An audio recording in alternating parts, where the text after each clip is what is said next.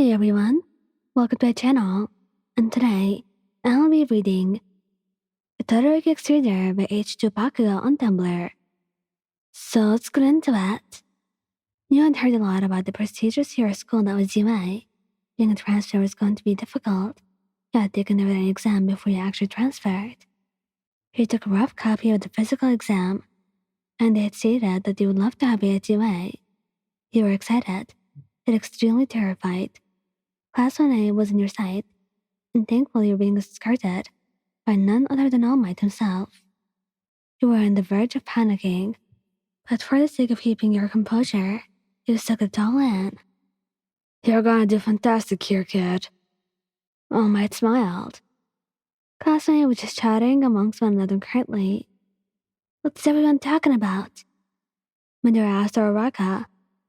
Apparently, according to Mina, we're getting a transfer student. And Todoroki said shut up. The word of a transfer student piquing his interest. It seemed almost rare to see a transfer student, as they had no real way of taking the entrance exam, unless they had taken them elsewhere, which in this case was exactly what happened. I hope it's a girl. Araka smiled, looking at the door to watch her movement. No matter who it is, I'm still gonna show them who's number one in this class. Katsuki muttered, resting his head in his hand. Alright, settle down. Mr. Zawa called out to the class, and everything grew quiet. The door almost fell off its hinges from the force used to open it. I should use the strength opening the door next time. All Might laughed quietly. Mr. Zawa, this is your new student. I am pleased to welcome Miss Ella and Ryan. All Might gave you a gentle nudge forward, guiding you to face the class. Todoroki was not the one to blush, but he could not help but think you were attractive. The way your hair fell softly on your shoulders, where your eyes seemed to glisten under the fluorescent lights. Hey, he waved. A few students smiled and waved back, while a few, mainly one perky-haired blonde, groaned. Thanks, All Might. Mr. Zawa nodded, watching as he left. Introduce yourself. I'll give you a few minutes. Her teacher, Mr. Zawa, slipped himself up into what looked like a sleeping bag. My name is Ellen Ryan. I'm a transfer student from America, and my work is water. He introduced himself, locking eyes with a half-white, half-red-haired boy, and your breath hitched in your throat, but you disguised it by looking away. Thank you. Take a seat. Mr. Izawa decocooned for himself, standing up in front of the class. We'll be doing another physical test today, followed by a short assessment. Nothing too draining. Instructed, he walked toward the back of the classroom, sitting behind the boy you locked eyes with. He turned slightly and glanced at you before turning back around. Hopefully, you will be able to consider him a friend soon. The new transfer student is crazy talented, Mina gushed, watching as you used your quirk to pass the physical test. The group standing around Mina would agree that you were very good at what you were doing.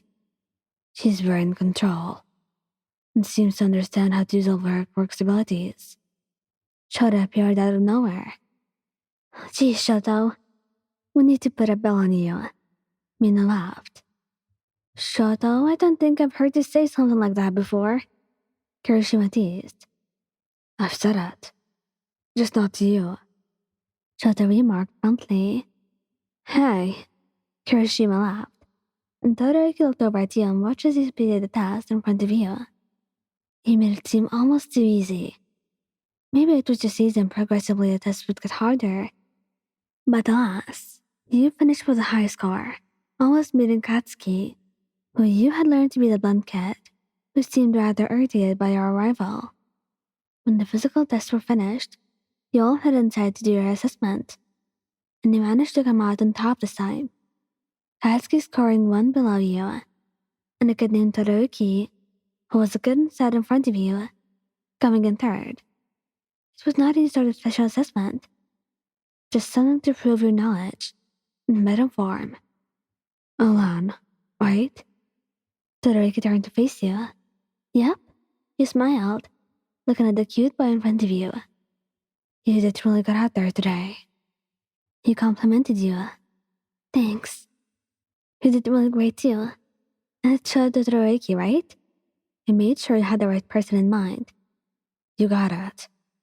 Shoto's lips quirked upwards. It must have been something he really did. You could almost see him fighting the urge to smile. The corners of his lips were perked upward, but his lips stayed almost straight. If you're not busy, I could help you catch up. But I understand. We're practically strangers. Shoto offered.